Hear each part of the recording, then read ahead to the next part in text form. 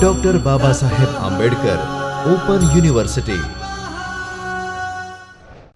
Namaskar friends, I am Dr. Kishan Joshi from Dr. Babasaheb Ambedkar Open University, and today we are going to discuss a very interesting point, a very interesting topic, one of my favorite topics, I can say that.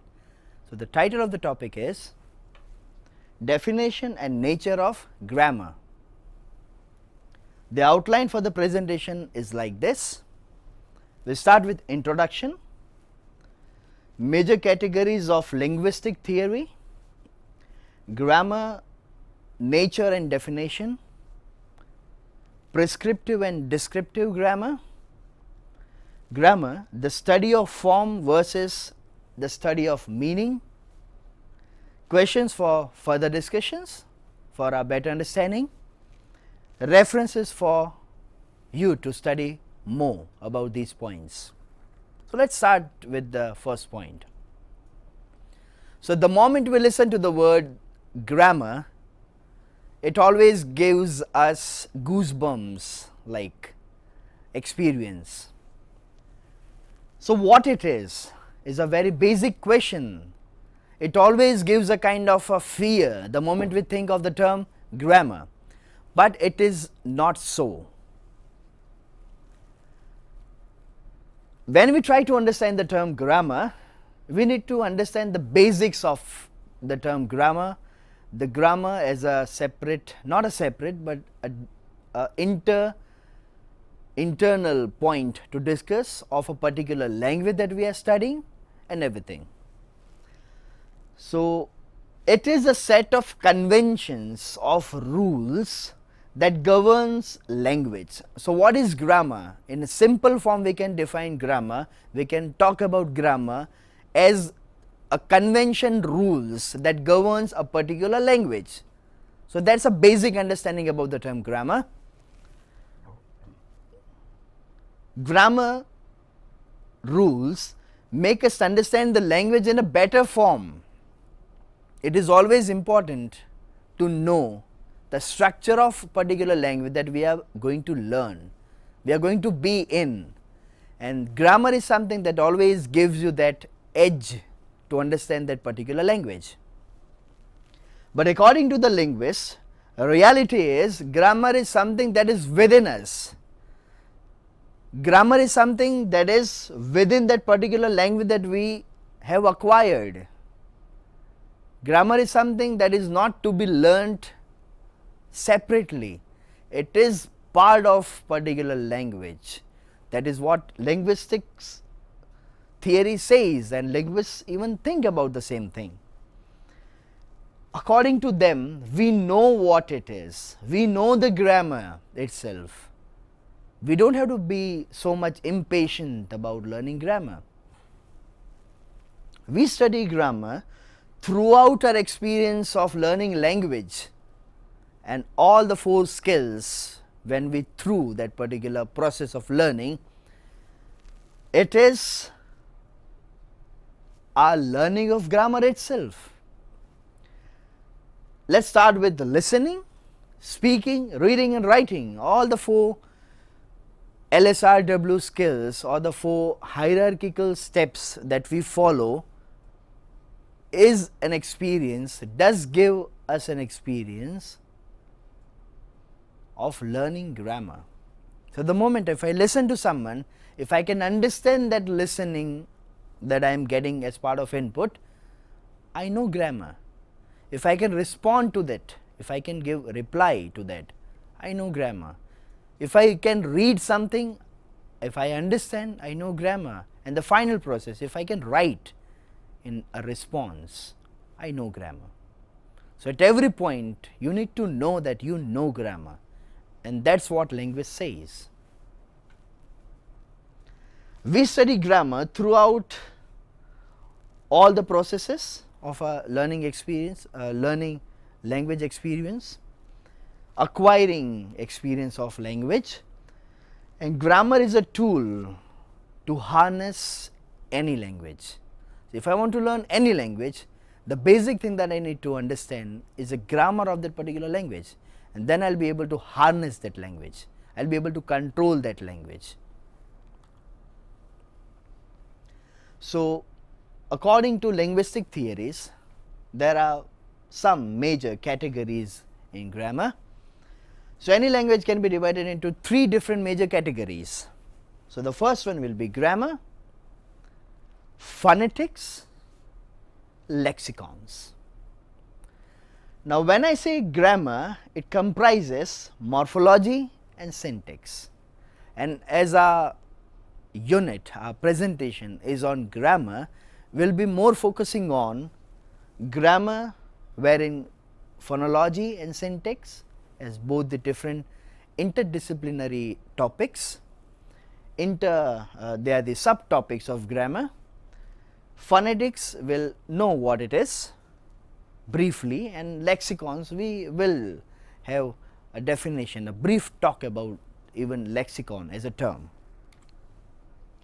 So, let us start with the first, that is morphology as part of grammar. According to other definitions and everything, morphology is a study that deals with the forms and structure of words. Now, when I say morphology, it is the science of language itself, it is a part of grammar that deals with forms and structure of words. Morphology is a study that studies how words are created, how forms are created, and the minimum structure, minimum unit of meaning is called, the minimum unit of morphology is morpheme. For example, if I say dis, D-I-S is a unit that individually does not make any sense unless it is connected with a word. For example, miss. If I say dismiss, sorry, as part of morphology, the minimum unit is morpheme. That is what it that is what it is known as the minimum unit of a particular, sorry,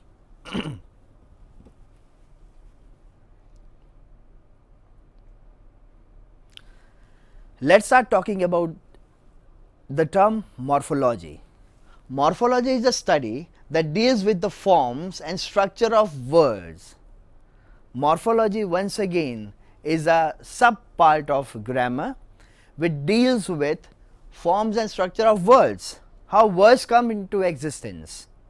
New words can be framed, new words can be made in that way, and there are certain prefixes and suffixes that are studied as part of morphology.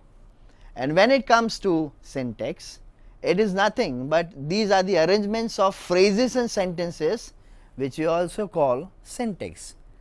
Syntax is once again a part of grammar. Syntax study is once again a part of grammar study. The another term that we have discussed in the previous slide, phonology, phonetics. When I say phonetics or phonology, on the other hand, deals with the sound system of language. So, phonetics or phonology is about the sound study of a particular language. We study sound of particular language as part of this part of linguistics. Linguistics a branch of a language, and the last branch of linguistics is lexicon, that provides information about the individual items of the vocabulary. A range of vocabulary is what we call, even lexicon is once again a kind of a synonym for vocabulary.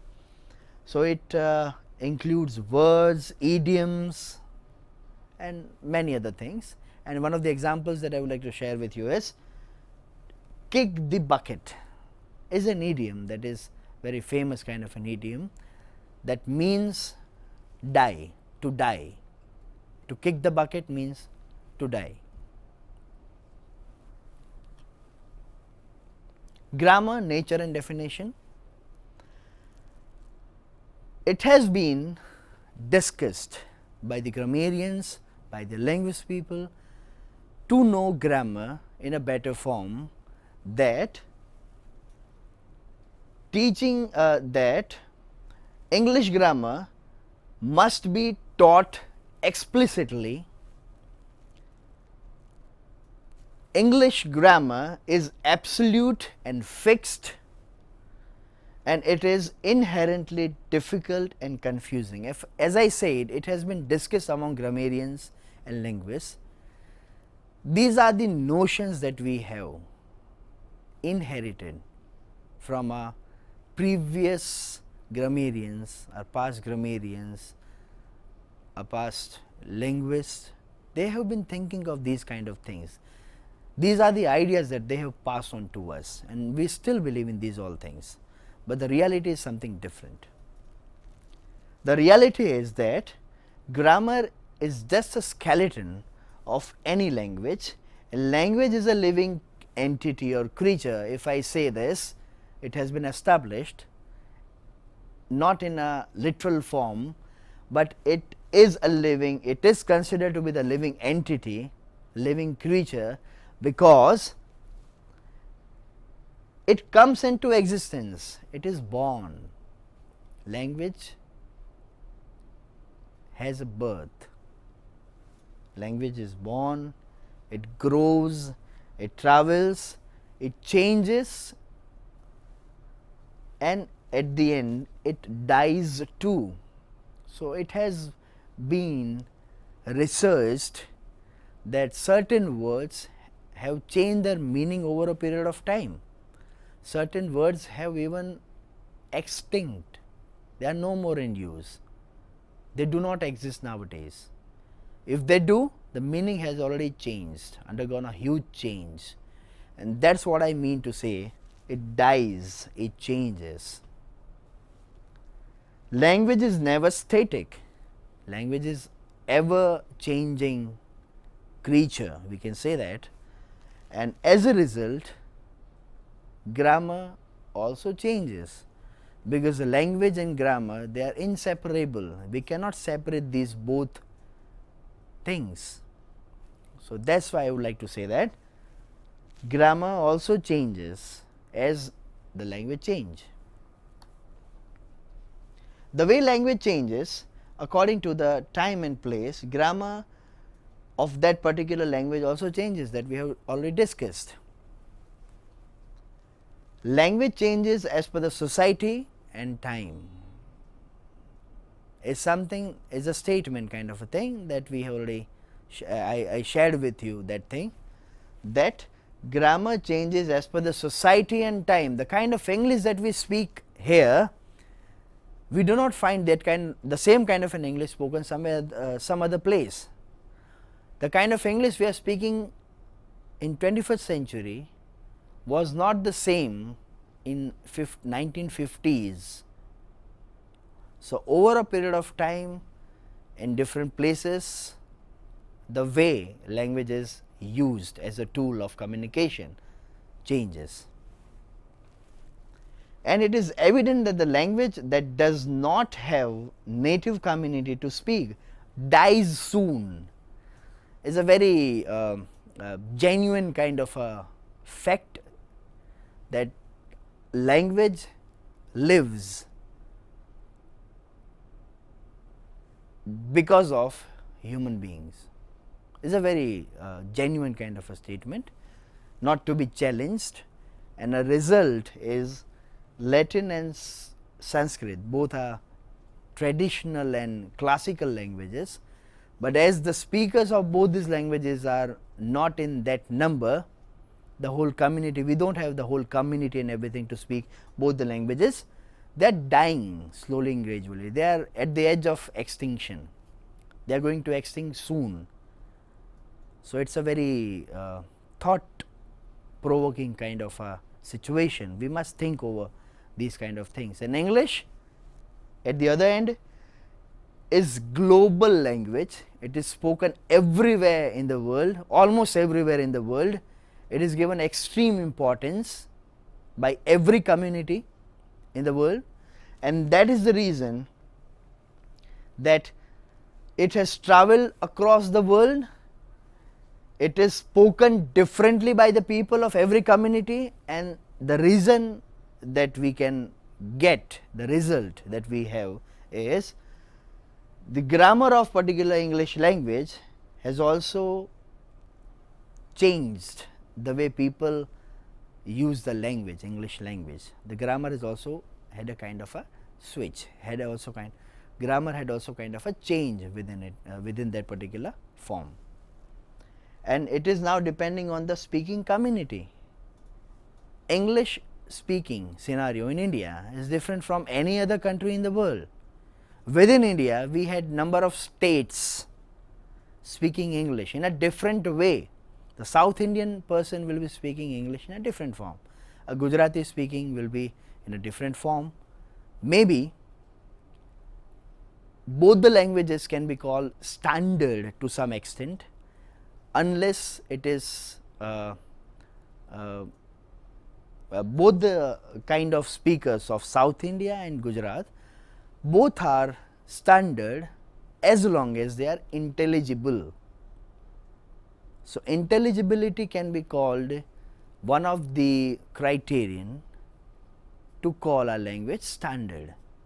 So, once again the question is which language is called standard and which one not, is a separate kind of a study once again, but in simple terms we can say that as long as we are intelligible to people whom we are communicating with, we speak standard English. The moment we are not intelligible, we are speaking something wrong. Okay, so that is the point we need to understand. So, let us talk about the definition of grammar. The language definition of grammar is descriptive, whereas grammarian's definition of grammar is prescriptive. Now, here the two terms are very important. The first one is descriptive, the another one is prescriptive. A prescriptive grammar is a set of rules about language based on how people think language should be used. So, the definition by linguists is very obvious here, can be understood that prescriptive grammar is based on set of rules that how language should be used for the people who would like to learn that language, people who would like to adopt that language as a tool of communication. In prescriptive language, prescriptive grammar, there is right and wrong language. If I do not follow the rules, I am wrong. If I do follow the rules, I am right. It can be compared with a descriptive grammar, which is a set of rules based on how language is actually used. There are no prescribed rules given to the speaker. It is how we used, how it is actually used. It is not how it should be used. So, there is a kind of a difference in both the expressions, how it should be used and how it is actually used. Both are different scenes altogether. So, let us talk about prescriptive grammar, a very famous kind of a term in terms of discussing what grammar is.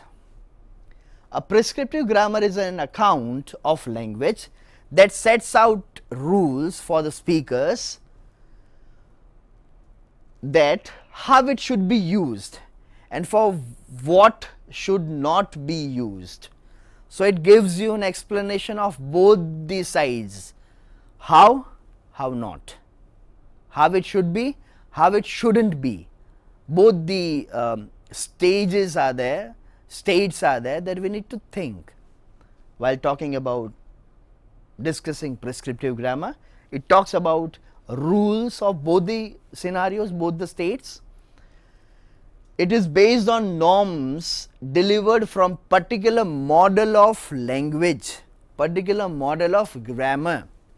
It is nothing but they are the norms which are delivered to us, to the speakers. They are taught directly to us that what we must follow, what we must not follow. So, these both are the things that we need to keep in mind when we are talking about prescriptive grammar. It is a set of rules and examples dealing with syntax and word structure of a language, which is usually used as an aid to the learning of that particular language. If I want to learn a particular language, I need to know some of the established rules of that particular language. If I do not know, it is very difficult for me, it will be very difficult for me to understand that particular language. That is what prescriptive grammar is defined as.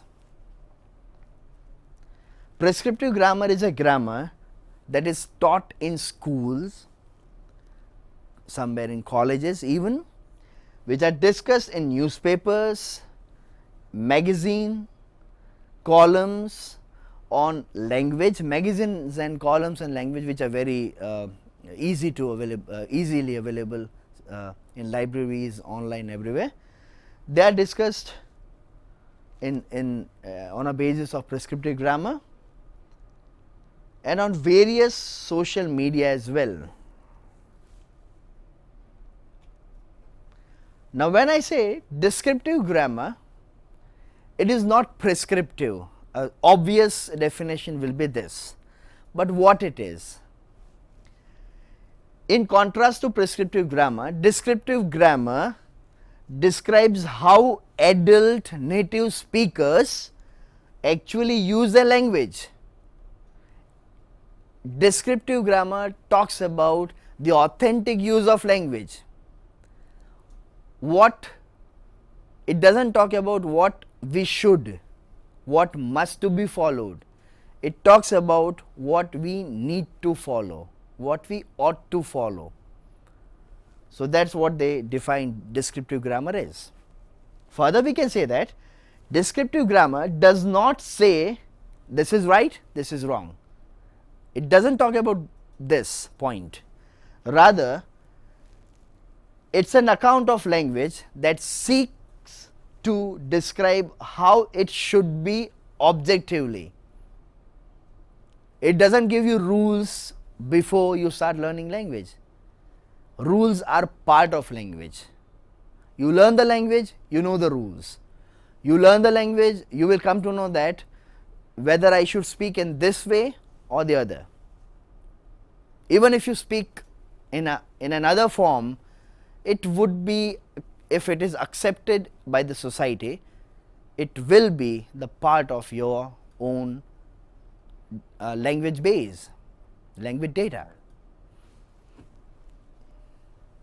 By understanding the pattern of English, we can help others in learning the language learning process. So, there are two different terms always that dominates the language learning reign all the time: learning and acquiring.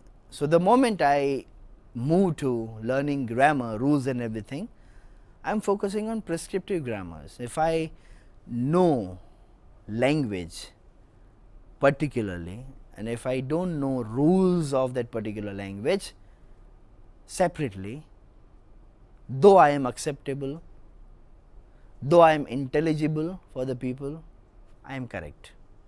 So, that is what descriptive grammar talks about. It talks about language rules and everything in a hidden form. They are covertly explained, overtly they are not explained. They are accurately, systematically and comprehensively. They are explained in a way that we acquire language, we do not learn language in a way. We do not have to make extra efforts to know first rules and then we move to language, we apply those rules on language, and in that process we do not have to be in that process. That is what descriptive grammar talks about. So, when I say grammar, the study of form versus study of meaning. So, grammar is always based on study of forms and meaning. So, when I say study of forms, prescriptive grammar, study of meaning, descriptive grammar. So, what it is? So, grammar, we need to talk about this point as well. So, traditional grammarians tend to see the straight relation between the form and meaning. So, we cannot separate both the things. We cannot separate forms from meaning or meaning from forms. They both are very much interconnected, and that is what they used to think. It was very clearly explained by them, traditional grammarians, that they are very much in relation with each other. Form and meaning I am talking about. The study of grammatical forms will deal with the grammatical categories such as past tense, interrogative clauses, passive voice, and so on. These are the things that we have been taught at our school levels, we have been learning even, we have been teaching even. So, that is what traditional grammarians think. Whereas, the study of grammatical meaning will be concerned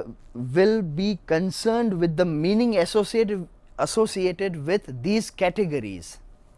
So, the moment if I say passivization, we need not according to grammatical meaning. If I am studying meaning, if I am studying meaning, I don't have to look into the rules that first I need to select subject, then verb, then object, then certain chemical processes I need to make, I need to undertake, I need to make some of the changes within those verbs and everything, then I need to interchange. These are the steps that we follow as part of converting active to passive or vice versa kind of a thing we do in class. We teach students as well. That is not the point we are going to discuss, but still, for an example, if I take passivization as an example, I would say that where shall I go for passive voice? If I want to report something where I am not involved directly, I need to be subjective. I need to be objective. I don't have to be subjective. I need not to get involved in that particular situation, action. I will always be passive in my expressions. I will be reporting things. I am not directly involved. And that is where grammatical meaning comes into existence. I just need to teach my students saying that if you are in this particular zone, use this kind of language. That is it. I need not to explain them, teaching them first what is passivization and how you need to construct subject, verb, object, the hierarchy that you need to maintain and everything. I am not going to teach that particular thing. Traditional grammar describes past tense simply as a form of the verb which expresses the meaning past time. So, that is an example that I would like to share with you. Concluding the point, we can say that grammar is something that is very much internal part of language, any language we can say that. Grammar, rules and everything that we are learning, we have been learning as part of our throughout education process, experience, journey we can say that, are now changing. The nature of grammar is changing as the language itself is changing. Now, we do not learn English as a foreign language, we learn English as a second language. As the status of English has changed, we need to even change the way we learn the language. As now you are clear with both the types of famous types of grammar categories, prescriptive and descriptive, and ultimately we need to decide what kind of languages we need to learn, whether we are comfortable at prescriptive way of learning grammar, whether we are comfortable at descriptive way of learning grammar, or what is more convenient for me to be in that particular zone. That we need to decide by our own. So, there are certain points that I would like to think over, ponder over.